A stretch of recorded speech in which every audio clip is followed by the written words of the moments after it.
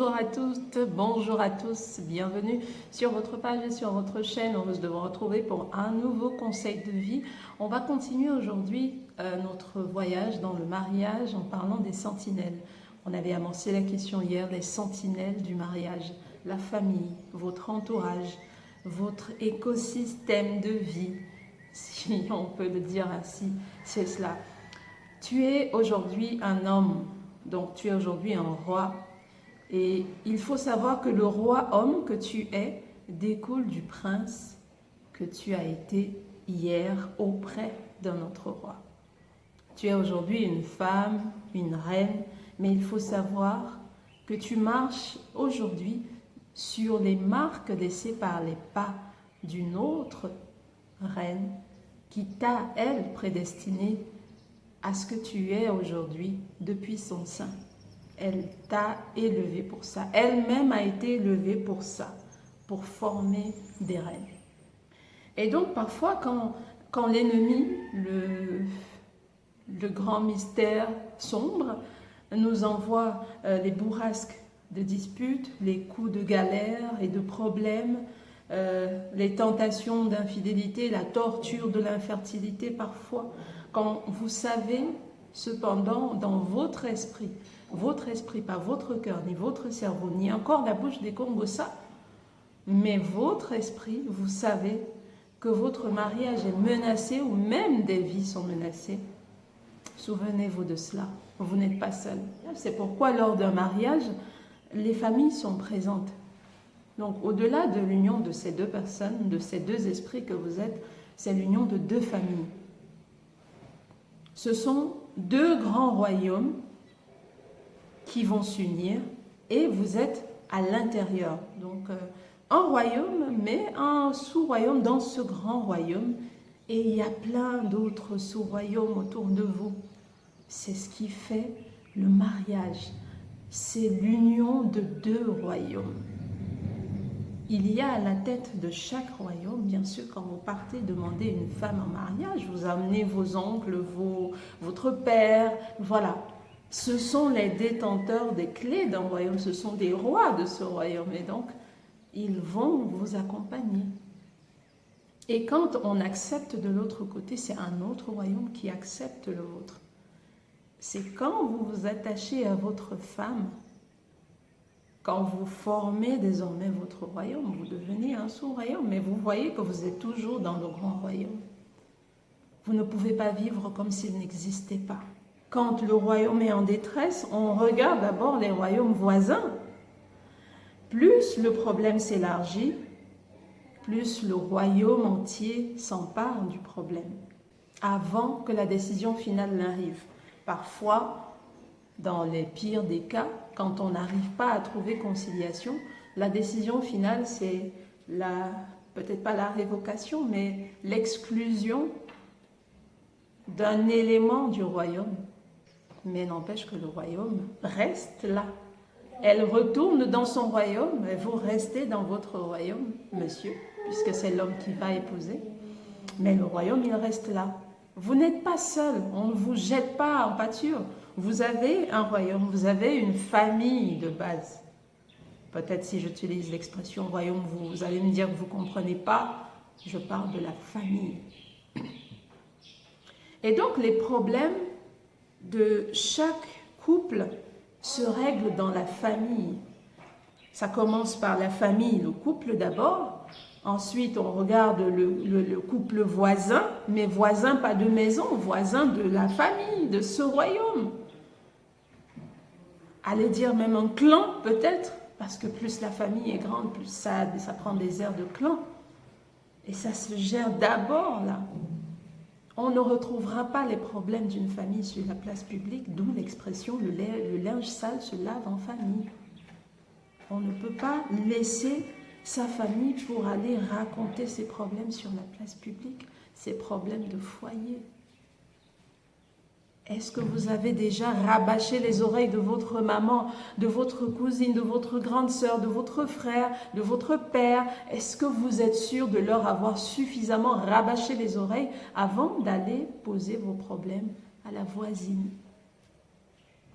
Est-ce que vous êtes sûr de cela? Parce que c'est comme ça que vous fragilisez votre foyer, c'est comme ça que vous fragilisez votre mariage.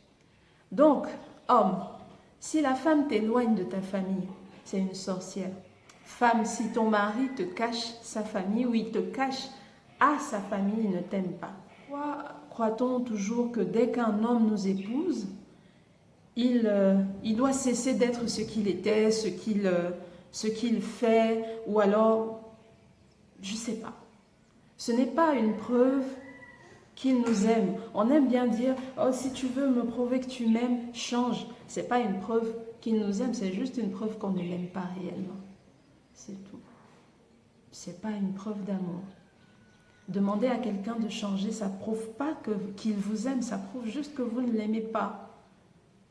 Parce que, alors, on pourrait se demander, après tout, on l'a épousé, sachant qu'il était ainsi. Pourquoi juste quand on a traversé l'acte de mariage, on se dit qu'il doit changer? Donc, en fait, on n'aimait pas réellement cette personne. On aimait plus l'espoir de la personne ou alors l'attente de la personne qu'on espère le voir devenir. C'est malsain. C'est pas de l'amour. Souvenez-vous, le numéro d'hier, on a parlé de ce que l'amour devrait être véritablement. On veut également qu'un homme s'éloigne automatiquement de sa mère. C'est généralement le problème. On a toujours une excuse. La belle-mère est une sorcière, la belle-mère est méchante, la belle-mère est ceci, la belle-mère est cela. Alors, je trouve que c'est quand même un peu ingrat. C'est quand même elle qui l'a forgé. Il est ce qu'il est aujourd'hui, cet homme attentionné, prévenant, romantique, aimant qu'il est envers vous. Il est quand même grâce à cette femme-là qui lui a inculqué ces valeurs-là.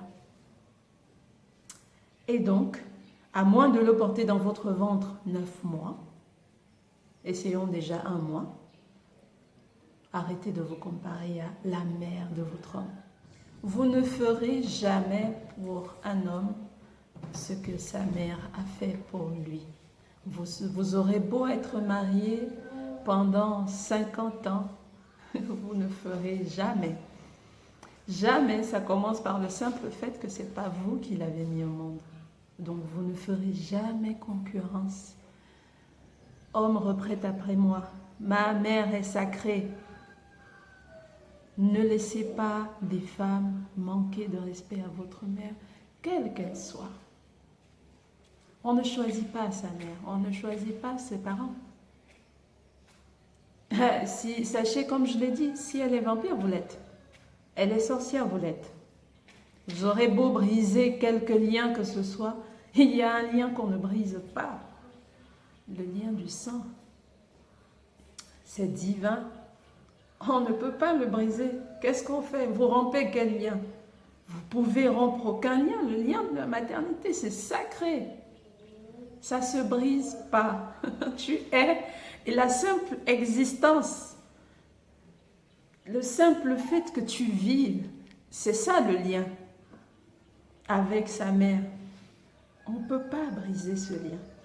On ne peut pas le fuir.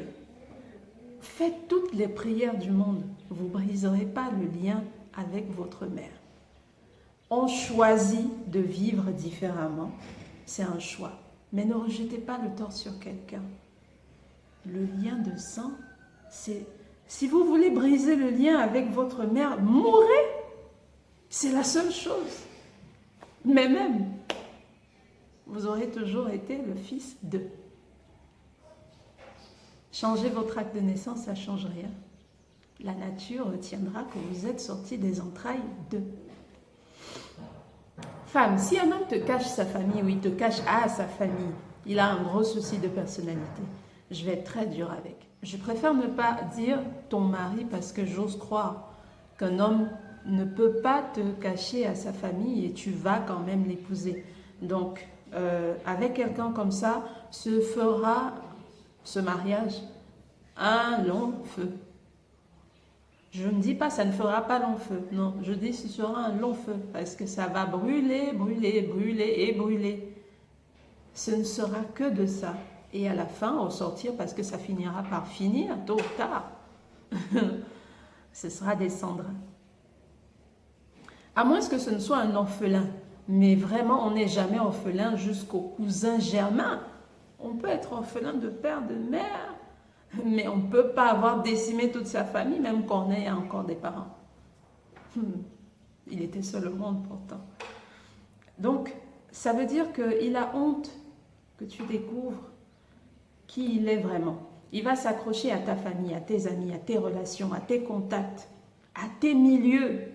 Il va t'inféoder. C'est une sangsue.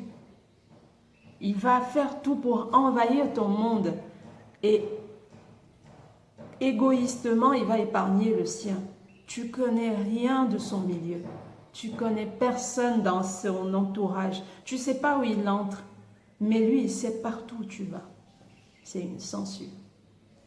Il a plus à prendre qu'à donner. Il n'a rien à donner. Il ne faut pas attendre quelque chose de cet homme. Après, c'est un choix. Tout dans la vie est un choix. Voilà, c'est des sangsues, tout à prendre, rien à donner. C'est tout pour aujourd'hui. Merci d'être resté jusqu'à la fin. On espère se retrouver demain pour un nouveau conseil de vie sur votre page et sur votre chaîne. N'oubliez pas, abonnez-vous, likez, partagez.